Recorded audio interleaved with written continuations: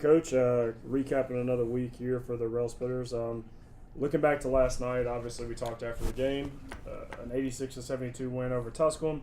It was one of those where the first 27 minutes or so you were really happy with how your team played.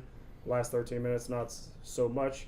When you went back and looked at the tape, how did you kind of dissect last night's game? Well, I think it looked similar to what we thought live. I think first, we got to take responsibility. We had a lot of issues. Thought we got sped up against their press. Thought our defense kind of broke down, lost our intensity on the ball. We didn't do a very good job. Lost soundness in our gaps. Got spread out. But you have to take responsibility for the things that you didn't do. But also, I think you really got to credit Tusculum. I told JT before the game that they've really done a great job of in 1 year building an identity. When you look at Tusculum basketball now, they have a clear identity. They're incredibly physical. They're tough and they are relentless in how they compete. And I told the guys at halftime, we're up 17 at half, but they had been down, I think, 13 to Newberry, came back and won that the previous game, and then same thing with Wingate, down on the road, pretty big, right around double figures, came back, won that, and credit them, back-to-back overtime games on Saturday, Monday, coming here on Wednesday, and just played their butts off, and that, when things got difficult, they're down 27, they stayed with who they are and they compete all the way through. So. They exposed some things. I think obviously I've got to do, the press break stuff's on me. I got to do a better job coaching it, obviously, because we were poor in terms of getting the spots and having available outlets. We were poor in terms of making the appropriate reads. There was a number of times that they had, 5 guys on our side of half court, and we had guys wide open, and we weren't, picking our head up and looking at the rim and, catching the ball in coffin corner, which is, biddy ball 101. You don't want to catch the ball on the junction where the sideline and the baseline come together. So a lot to work on moving forward. They expose a lot of areas, and I thought, again, we've got to do a better job when we're having struggles on one of the floor, not letting it bleed into the other. I thought defensively we were really good. 26, 27 minutes, guarding the basketball, shrinking the floor, being sound in our gaps, making them take contested shots, and then going to the glass. But when we started turning the ball over and we got sped up and panicked on the offensive end, we had that bled into our defense, and we had a number of defensive breakdowns from, twice in that stretch. The ball was inbounded. We weren't ready for it to be inbounded, and Jenkins drives at length of court and gets 5 points, an and one and 2 free throws where literally our back was to the ball as he was blowing up the floor. And, there was a bunch of possessions where we were just, hugging our guys. And we talked before the game, with Tusculum, I think it's imperative. They are, they're the best offensive rebounding team in the league because I think they're the best team in the league at just spacing you and trying to get downhill. Jenkins is really hard to contain downhill. Gibson, Donaldson's kind of more of a jump shooter, but he can do all, he's a 3-level scorer. But certainly we talked about, trying to, keep the ball and guard the ball together and be committed together to guarding the basketball. And again, 27 minutes, we did it. Last 13, as things broke down offensively, I thought we got loose defensively and soft on the ball, loose in our gaps, and again, created some of those problems, but credit Tusculum for competing all the way through. Regardless of that last 13 minutes effort, you still you win your 3rd straight game, and all 3 without your leading scorer, Cornelius Taylor. So obviously, if you could have, when everything broke at Catawba, if you could have looked in your crystal ball and saw that you'd be 3-0 without Scooter, you'd probably be pretty happy about that.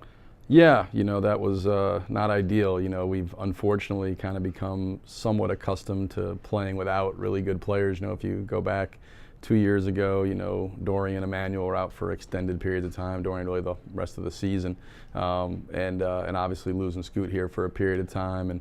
But I think it's one of those deals where I think there's a couple things. One, we really have faith in the guys in that locker room. I think we have good depth, and we really believe in them, and most importantly, the guys in that locker room believe in themselves. And it's not necessarily a next man up mentality because the team does change. It's not like you just plug somebody in and they become Scooter, and they do. He was leading us in scoring and assists and steals, and there is, so you don't just plug somebody in and say, okay, you're going to go do what he does and then what he brings defensively. But what you do hope is that you become a little bit different, and that guys really relish and embrace the challenge of trying to play games without their best player, because as you know, in this league, every game's difficult. Nobody feels sorry for you. They're all coming in and trying to have success against you, and you need to be able to respond. So I was proud of our guys. Like I said, I think there's always a point, where it happened, and I think all of us, coaches, players, were discouraged, but then you kind of get into, okay, we got to pick ourselves up and get to it, and let's, here it's an incredible challenge to play 3 games without him against, really good competition. Lenoir Ryan, Tusculum, and going the road at Mars Hill. So I'm proud of the way our guys have responded. Our team is a little bit different without him. We're looking forward to getting him back, hopefully in the near future.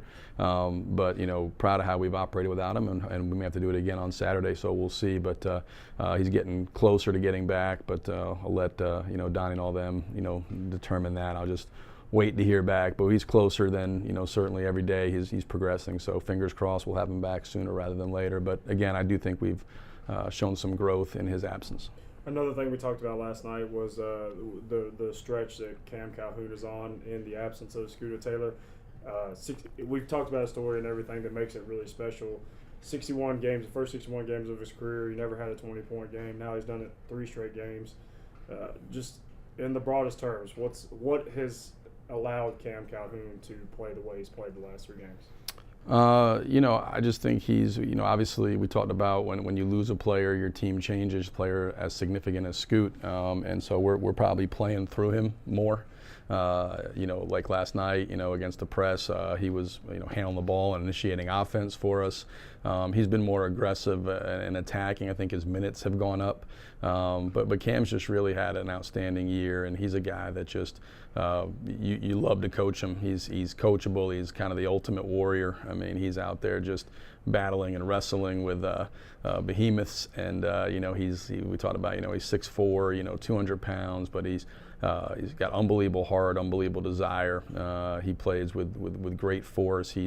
I think he's leading the league in free throw attempts. I mean, he's getting downhill, he's getting fouled, he's making free throws, he's sticking in layups in and around the rim. He's not doing it with jump shots. Everything is he's driving it, but he plays with great force and aggression, and and then he's on the glass. But he's done it all. I mean, he had to. Not only did he do, we did last night getting 27 and 8, but he also, with Scoot out, he's been the guy that's had to take on, even though he's playing, quote unquote center or power forward for us.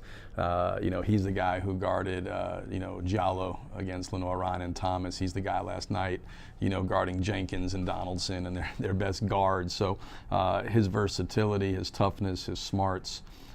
He's just a very, very intuitive and incisive player, understands what's going on, knows what's going on both ends of the floor, and just competes at the highest level. And so tremendous amount of respect for him and what he's done, how he's done it, and certainly that, like I said, that kind of ties into what we talked about the team changing when a guy goes out, and our team has changed. But that's one aspect where he's really stepped up and filled some voids for us and done it at a high level. And certainly, I don't think we would have won any of these 3 games without his performances these last 3. All right, after a 2-game little home stretch here, you hit the road for the next 2 games. Saturday, the longest road trip for us in Southland Conference play to Coker. A team that's obviously struggled a lot this year, but like we've talked about a lot of times, anybody in this conference can win on any given night. So just talk about Coker. Yeah, I mean, they're very capable. You never look at somebody's record, you look at what they're capable of, and I think when you look at their team, they have one of the more dynamic guards in the league, Khalil Halls. They've got good size inside. Ladarius Williams, Larry Cooper, Marquise Green's given us fits over the years. They've played well in spurts, and when they're good, they're really good, and we've got to expect their best on Saturday. We know they're very capable of beating us, so we're going to have to come out and refocus, kind of try to find a way to physically kind of get back to good. Like you said, I think last night the game took a significant physical toll on us. It was a long game. It was a physical game. It was a tough game. And then you combine that with getting on the bus and heading out for 6.5, 7 hours. We're going to do a good job making sure that we're we're physically ready to go, and then mentally understand, what we're doing from a game plan standpoint. But they're super aggressive. I think the first 10 minutes here, we played them at home. They controlled the whole thing.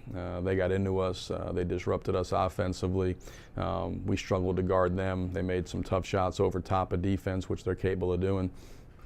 And I'm sure they'll watch the tape of Tusculum, and if we don't improve our ball handling and our ability to understand where to be and how to attack pressure, then we may, I don't know what the sack record is for turnovers, but we'll obliterate it on Saturday. So we got to get better in terms of understanding where to be, how to attack pressure, what we're looking for, reads, spacing, understanding owning your space, understanding it, getting to spots and appropriately spacing the floor when we're attacking pressure. So we'll see if we can turn that around between now and Saturday, because we're going to have to, because I do think that's something that when you look at them defensively, best thing they do is create havoc, force turnovers, and they very similar to Tusculum, how they played us the last 15 minutes. Coker does that for 40, so we're going to have to be much more sound in terms of handling pressure and attacking it appropriately.